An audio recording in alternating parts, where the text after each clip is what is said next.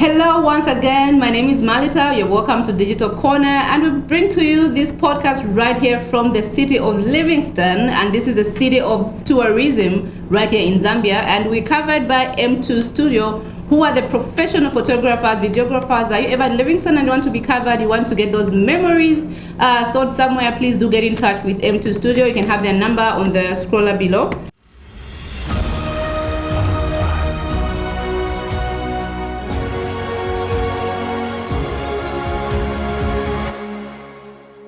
And looking at today's topic, really we do not have something special to cover, but we do have a special event going on in Livingstone, and this is the AGM and conference for ICTAZ, that is Information and Communications Technology of Zambia, Association of Zambia. And we do have a lot of professionals coming from different backgrounds. We do have exhibitors, we do have different stakeholders that have come to witness and talk about and deliberate about ICT matters in the country. And these are people that make decisions on what matters for us as a country, as members, and anything that will bring improvement. And we all know now the world has evolved, everything has gone digital, and these are people that sit down and make decisions that will bring the economy to that will drive the economy using technology.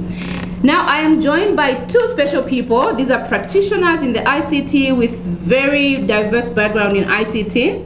My first guest is Shupekile Mwanza, who is a member of Women in Technology Association. Is it? Women in Technology Network. Oh, Women in Technology Network. That is Association. Yes, thank you. Yes, this is Shupekile Mwanza, and our second guest is Alinani Simuchimba. Simuchimba, did I pronounce it well? Correct. Yes, who is an ICTAZ technician, technical affairs chairperson. Alinani, you're welcome. Thank you. You're welcome to Digital Corner. Thank you. We are so happy to have you, and we hope that you guys have had a great time here in Livingstone. Yes, it's been awesome. Mm-hmm. Has it been? I've been trying to convince people to jump, do the bungee. It's one of them. But they say when you go to Livingstone and you come back without doing anything intriguing, then you didn't go to Livingstone. Yeah. So Alinani, what did you do? What is here? I think the conference has had me busy, so I haven't had time. But I hope to get on the boat cruise. Oh, okay. Yeah. That's pretty much something, at least. You don't go without having done something thrilling. Yeah. Okay, so I've been a member for ICTAZ for quite some time now, and we've seen things changing. I'd want to hear from you, especially Shupe, as a woman in technology. You have been very instrumental, I know, in driving the women to participate in ICT matters, and knowing that ICT is mostly practiced by men. Women are usually looked at like they can't be involved in this technical career and the STEM career. Mm-hmm. So what's your observation so far, especially in this year's AGM? Do you think women have come out in numbers to participate and just take part in the conference? Thank you so much, Malita. I'm very passionate about women participating in IT. Mm-hmm. So that's a very good question. I think the first thing I'll probably say is this is my first AGM that I'm attending. And I came on the premise that ICTAZ extended an invitation to Women in Technology Network. Mm-hmm. So I'm representing that association. So in that regard, I think that ICTAZ itself is being very intentional in having more women participate. Yeah, and even just looking at their theme, which is promoting an inclusive and sustainable digital economy. I'd like to believe that the inclusiveness there also brings out the aspect of having more women. So in terms of the numbers that I saw at the AGM, it's looking at the time that I joined IT. I've been practicing IT for 20 years now. Wow, that's a long time. So it was very humbling and so delightful to see quite a number of women in the last year. There's fairly a good number. I mean, not as many as I would like to see, but I think there's been a lot of progress over time, because even, the women that we inducted today as fellows, we saw quite a good number there. So very good representation, and it's very encouraging to see the numbers. But obviously not to say that there's still a lot of work that needs to be done. We had a survey that was done not so long ago, and even just a build up to what the president from the Zimbabwe Association highlighted the other day when she asked to say how many C-level leaders, like CIOs, right? And basically there was like 1% representation from the whole group. And even from the survey that we had carried out, there was 1% representation of people in executive positions, and then 3% in middle management, and the rest were from below middle management. So clearly, as much as there's been a lot of progress, I would like to believe that there's more that we need to do. And just being accorded this opportunity to being invited here, I think is one of the things that will push us to get more women involved. Yeah, just on that though, why do you think the numbers are low, especially on in leadership positions or when it comes to ladies? Do you think it's because ladies can't deliver? Because I know they're there. Ladies are there, of course. Do you think they can't deliver, or they're not just doing enough to get to those positions? I have a different perspective. I think ladies can deliver. I'm one of them. In my current role right now, I'm a regional IT director managing 9 countries. So that speaks in itself that we're able to, lead as women. I think maybe one of the challenges is it could be twofold. Firstly, it's our society, the social norms that we're accustomed to. Even just the leadership, challenges. It's not just in the IT sector. It cuts across many sectors. I mean, even just the MPs, there's not enough women representation. So it's something, I think, if we have policies in place that enable and influence more women to take up leadership roles, organizations being intentional in supporting women to grow into these roles, I believe that we'll have more women representation. But also remember that we're coming from a place where there was more men taking up the tech courses. So that also speaks into why the numbers are not so many. Low. Yes, but however, I think women should be encouraged to apply. One of the things that I have seen, even in my interactions with so many people, is that when a position is advertised for a leadership role, as women, we actually, firstly, it's like, okay, do I have most of these things? At least you want to have 90%. A man, even when he has 40%, he will apply. They're very confident.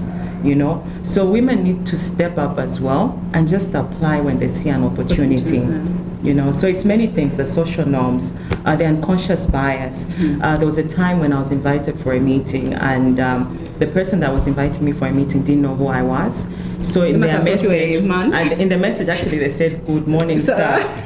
And this was a virtual meeting. So when we had our call, and I said, "Hey, morning," he was like, "You're a woman?" So there's that unconscious bias as well, that speaks into how many times people expect men to take up most of these roles. So we have a big role to play. I recently encountered a young lady, just as I conclude, and she was telling me when they were making decisions around choosing the optional courses, a female teacher told her the STEM courses were meant for boys. No. Yes. You tell me. So there's a lot of work that needs to be done, even just around changing the mindset. So it's just about sensitization, encouraging the young girls right from the time that they are young, that they can take up the STEM courses. It's people like me, people in the IT industry are being visible, so they can also motivate. We can motivate the younger generation to take up these courses. Wow, that is good to learn from you, Shupe. Thank you. I'm glad to learn that more women now are taking up roles in leadership positions and participating in ICT activities. Coming to you, Alnani, you are an executive member of ICTAZ, and we have seen the numbers for practitioners probably going up. I don't know, maybe it's just me. You could probably speak to that. But my main concern is I would like to know the numbers of members being compliant to, ICTAZ is a regulator of ICT practitioners, right? So have you seen the numbers going up in the past maybe 2 years, 3 years? Because I know now the world is going digital and ICT is becoming a driver of the economy. Every organization now has got at least an ICT department. At least they do have an ICT person there. So do you think the numbers of people that are affiliating to ICTAZ has gone up compared to the previous years, or we are still struggling to get the members on board?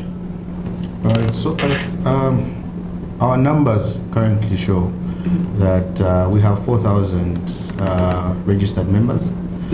Now, from the 4,000 registered members, we have got about 2,500 paid up members. So in terms of compliance, that shows a bit of an increase, because last year we had 1,000 at this particular point. When we compare to last year, we had 1,600 paid up members. Oh. Now we have about 2,500 paid up members. So in terms of compliance, yes, there has been an increase, and that is something that as we try to increase our membership, we want to get new members on board, but as well retain members that are already being compliant. And the only way that can be done is by ensuring that there is value that is being delivered. And this conference, of course, is one of the activities put in place to deliver that value. The value that they should get. Yes. We have also reached out to a number of organizations, and we've seen that compliance levels for the organization itself and its members has also picked up. Evidence of this can be seen from our AGM and the number of people or delegates that are able to attend, because for them to be able to attend, they have to be released and sponsored by their organizations. And so it is from there that we see that the word is getting out and people are beginning to see the value that ICTAZ has in the IT sector, bringing IT practitioners together, but also regulating the conduct of ICT practitioners. Okay, that's good to learn. So when you talk about reaching out to companies to ensure that they comply with the ICTAZ, especially those that have got ICT departments and those who are doing IT, how do you do that? Do you write to them? Do you visit them? Or is there a message that is going out there? Because I've seen some adverts where somebody would advertise that they want an IT person, but they do not, there's that clause always that you want to see to say you must be a member of ICTAZ. So I don't know, do you reach out to companies? So we do write to companies. At times you have adverts in the paper. So there are two ways in which we can get at this. Number one is saying we have regulation that is in place. Okay, that says every ICT practitioner should be registered. Yes, that really is. People look at us as probably a policeman or someone saying if you don't join, these are the consequences. But I think it's not really the way, the most effective way to go about it. And so we write to the organizations, and most of all, we realize that the people we should engage are the HR departments, the human resource or human capital departments, and not the IT departments, because you find those decisions of adverts going out in the paper are mostly from the HR department. And if the HR department does not understand the significance of having ICTAZ there, the IT department may submit and say, for this particular job, we need someone from ICTAZ. It may be left out. Personally, I have seen this being left out in a number of job adverts in a few places. So we write to them and just ask them to say, even where a job advert has been issued and it's an IT job, and there's no ICTAZ membership requirement, we actually call that organization and say, can you retract this advert and add this, because this is law, and this is important. Yes. And so we've seen over time that the uptake, even in the adverts that you see, include the ICTAZ membership requirement. And it's closed. Yes.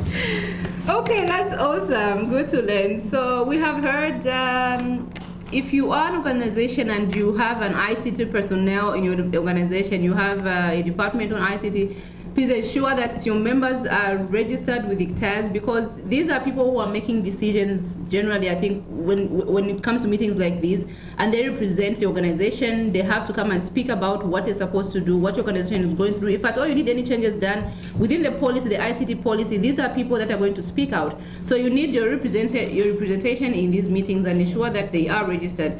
Otherwise, thank you so much, Shupe and Nani, for joining us today. I would like to release you. I know people are tired now. Somebody wants to go bungee jumping, or unless you've got something more to say. So just one more thing. Yes, as we digitally transform, new roles, new IT roles are coming up.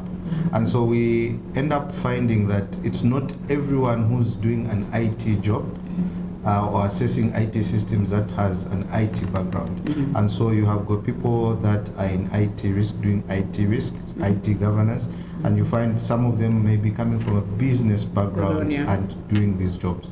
So under ICTAZ, we have got the affiliate membership, where we still have provision for people who may not naturally have come from an IT background, but we still want them on board, because with these new roles that are coming up, these people are still assessing IT systems. And so we've had a number of people coming through. So in terms of inclusivity, that is one aspect. So you also need to have them on board. We do, because at the end of the day, when we talk of cybersecurity, governance, strategy, you will find that people are pivoting from other professions into doing this. It's not necessarily a bad thing. There's a gap, and you still need people in there.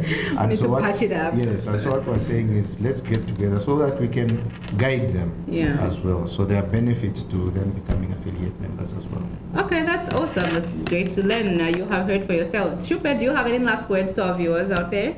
Well, thank you so much. I think for me, it's really just to encourage the young women in tech that, you know, if you're passionate, obstacles will come, but just believe in yourself. There's also a support system around you. We have a network. It's called Women in Technology Network. So just join us. We have our pages on Facebook, on LinkedIn, and we're there to support you. Thank you. Thank you so much. Otherwise, this brings us to the end of our podcast today, and we want to wish you all a very, very good month, and be cyber smart. Thank you. Until next time. Thank you. Thank you.